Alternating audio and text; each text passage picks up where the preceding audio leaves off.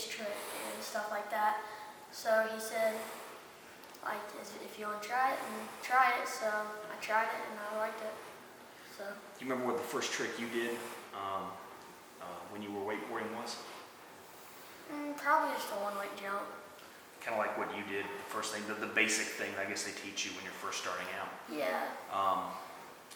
And how quickly did you decide this was something you really enjoyed doing? Kind of from the beginning, I thought I kind of wanted to do it and stuff like that. And so now you both obviously have been competitive wakeboarding now in some competitions, as I understand it.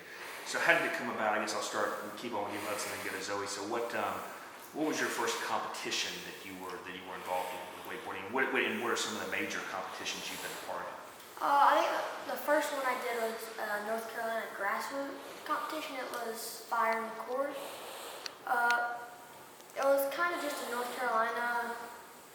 One of the cable parks hosted it, and I heard about it and tried it. I liked it, so I've been competing ever since. And you've been to, I think some of those awards said World Championship? Yes. So those are international competitions, people from all over come to compete in those, is that right? Mm-hmm. What is the process of getting to a World Championship like? A bunch of hard work. In terms of qualifications, do you just have to compete in certain tournaments and make certain placements to get that? You have to at least I think you at least have to compete in nationals, which is, so U.S. would have their nationals, Mexico would have their nationals, and stuff like that. Okay, so it's kind of like a lot of other tournament-based sports where you do that and then you get up to the point where you can do it. And what's the highest award you've ever gotten in I guess at the biggest competition, the highest award you've gotten? Probably the last one I did, the IWWF, was probably that one. I placed first in that, and that was probably the biggest one. As far as you, what competitions have you been a part of?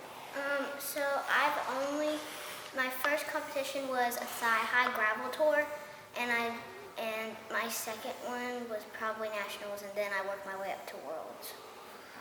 So you competed in the same competition there, is that right? Or you competed at least in one of the same competitions? Yes. And what would you say is the biggest award you've gotten as far as what you've done there? My biggest award was the thigh-high overall champion, probably to me. And that was like the first place in that tournament. What is your favorite part of competitive wakeboarding specifically? Well, I'm not very competitive when it comes to the sport, so I don't have that one. It's more just wakeboarding in general, just having the opportunity to wakeboard. Mm-hmm. And how about you? What's your favorite part of being competitive? Kind of seeing what people can learn and meeting other people that are really competitive in the sport. So in the time that you've been wakeboarding, do you have either your favorite story or an experience that you look back on, you're like, that was fun or that was memorable? I probably have one when I rode with Sean Murray. Is he a pretty well-known wakeboarder? He kind of was the first wakeboarder to really get into it, I think, and get really technical tricks, and he's very well known in the wakeboarding community. So someone you look up to, and I don't know if you look up, as somebody who's competitive, like a person who's well known and is very respected in the wakeboarding. What did you learn from being able to meet him and go with him? He does a lot of YouTube, so it was a bunch of how you talk and stuff like that on camera and stuff like that. Zoey, do you have a favorite trick that you like to perform, especially? I like to do tantrums and back rolls. Explain a little bit of what goes into those. So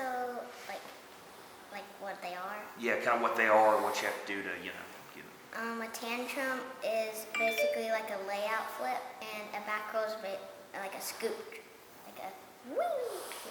Almost like a corkscrew type Yeah, thing. yeah, like a corkscrew. Is that a difficult one to do, or did you have to kind of work at that to get the form down right? It was very hard for it. What was the key to getting to the place where you could do it? Just practice, or was there a mental trick that you used? Yeah, just not letting my arms out, keep my arms in, and not think sometimes. How about you? A favorite trick or? I'm gonna say tantrum with blind probably. Is that similar to what she was saying, or what is the? It's the same.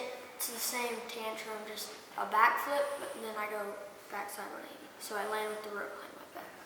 Are there any sorts of tricks or maneuvers that you want to get down, but you haven't been able to quite master yet? What's yours? I've never tried it, but I want to try a double flip. Is that just where you do 2 flips in the air while doing? Yeah. What's the?